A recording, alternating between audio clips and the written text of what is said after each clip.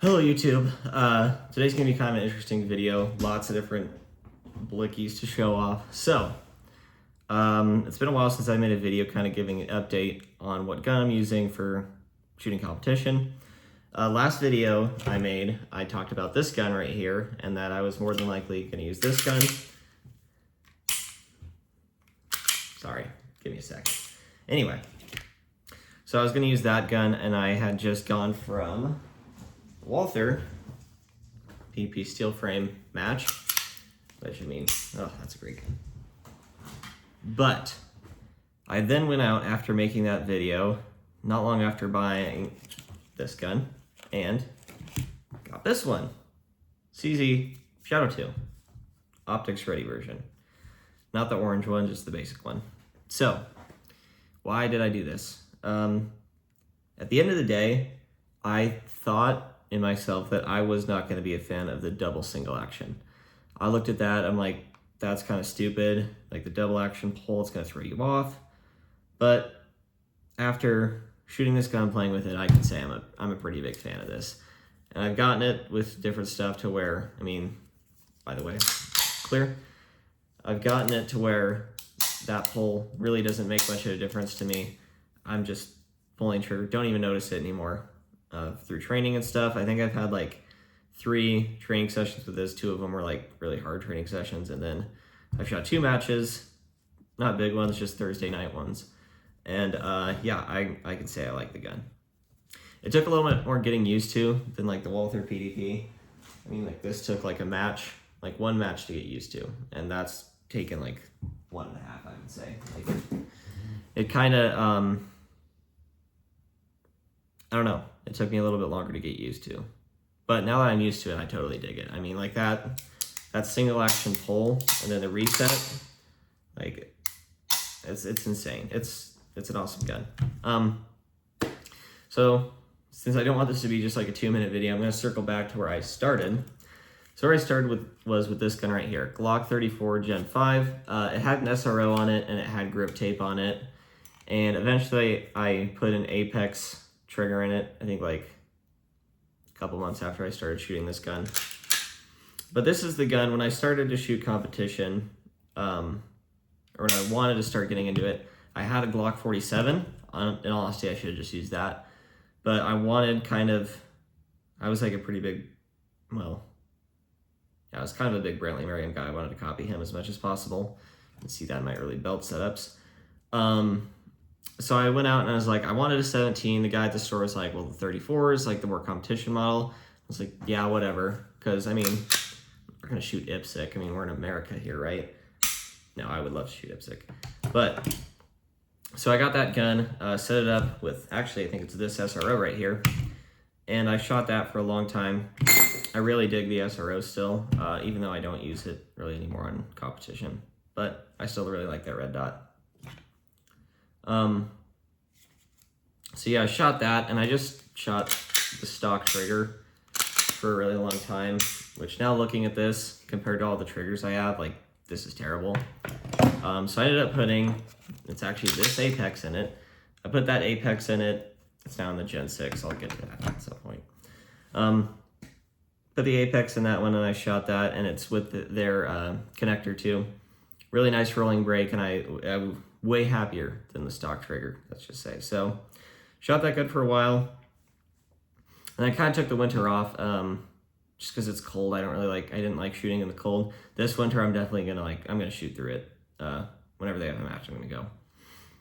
But last winter, I did not like the cold in the early morning, so I took the winter off.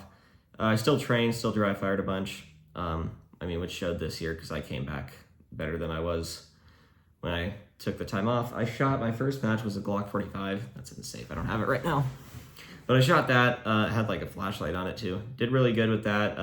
That was like my first, what was it? This is an M-class run coming back from not shooting for like 3 months. So that was kind of cool that I did that. Since then I've had a couple other M-class runs. Really trying to get better at it. We'll see. I haven't shot a class fire in a long time, but shooting one Sunday.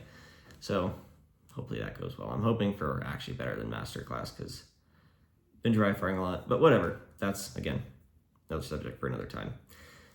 So, where was I? Okay, yeah, so I went from that gun and I went to the Glock 45. That was only for one match. I then switched and went to the 47. That also had a flashlight on it. I don't have the flashlight anymore, I sold it. But, so I shot that with the flashlight, and I did that for multiple matches. I think I shot with the SRO a bit, and I also shot with that red dot right there, C&H comp. Did not like that very much. It didn't get bright enough. I think I talked about that in a video, and some guy said like the first generation ones don't get bright, but like they like remade it, I guess, and the other ones get brighter. And I think I do actually have a first generation one. I bought it off eBay for like, I think it was like $174 or something. I was like, wow, that's a good deal. So I got it. And I like the dot. It's on the rifle. So I'm just going to keep it there. Just as a backup to the LDPO. So I shot that on this for a while. I didn't like that. So I went back to the SRO on it. Then for one match, I shot a Walther PDP, and it was the poly framed 5-inch, just the stock one. It didn't have the dynamic performance trigger or anything like that. Stock, I think it didn't even have a brass magwell on it, now that I think about it, which was a mistake. I tend to like the heavier gun. I realized after shooting that, I did not like how light it was. I mean, I would still shoot it, but I would definitely have the brass on there, and maybe, I don't know, something else to put more weight on it. Probably not. Probably just the brass. And then after that, I was like, man, I really dig the PDP, but I need something heavier. So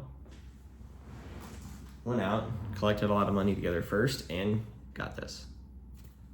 So we went in, said, that's the one, Mom. We got it. And it's a good gun. It's a good gun. The only problem I have is it doesn't really fit my hand all that well. I do wish it was a little bigger. I got the palm swells from Lock, and I put them on here, and it was about the same as the stock grips with silicone carbide. Like, my fingers still landed about the same place. I don't really like connecting to this gun. I wish it was a bit bigger. So honestly, if I was gonna keep shooting this, I would probably get the palm swells and silicone carbide those, just to make it a little more thicker, and then the gun would probably fit me pretty good. I'm not a huge fan of palm swells. I realized shooting this gun with palm swells that I don't like them very much. These are palm swells, but I'm getting rid of these. I'm just not a fan. I feel like when I'm gripping it, it only impacts right there. But anyway, again, another story for another time. So I shot this gun for a while and was like, you know what, this gun's really expensive. Eventually, I want to buy a backup gun, and I don't want to spend another like $2,000 to $2,500. I mean, that's insane for a gun. So then went and got this gun after I shot some guys, and I was like, this is pretty good. I like it. The trigger on this thing, it's really good. I mean, I would argue, the Walther has a pretty stiff wall to me. This one does not. This one's really smooth, so I almost like this one better. If this one had the same trigger face as the Walther, I would probably like this one way more, like have a strong preference. So I got that, and I don't know if I shot it. I kind of just like, like the CZ Shadow 2, I've been looking at this one for a long, long time. And it was just kind of one of those things where it was like, I kind of settled for the cheaper option. And at the end of the day, like I had a conversation, it was with my mom actually, and she was like, at the end of the day, like you just got to get the one that you want, because if you don't, you're just going to be looking at the next one. Then you might end up switching again, which is going to cost, more money. And also it's going to cost more money, and then I'm going to have to get more training time on it. And the training time I got on that's just kind of thrown away. So I said, all right, we went out and got that, and I love it so far. I really like the way your hand fits. Like, I like how slim that is, and I feel like my hand just goes right in there. And then there's enough room for me to grip with these grips on it. The stock grips obviously suck, so got rid of those pretty quick. And anyway, that's kind of where I'm at with the competition guns. So far, this is the one for me. I'm going to be shooting this for a while. I've got a concealed rig coming for it. So I'm going to shoot it throughout the winter doing that. I'm going to stay in carry optics too. And yeah, that's the plan for this so far. I really like the gun. And also shooting the Holosun 507 comp.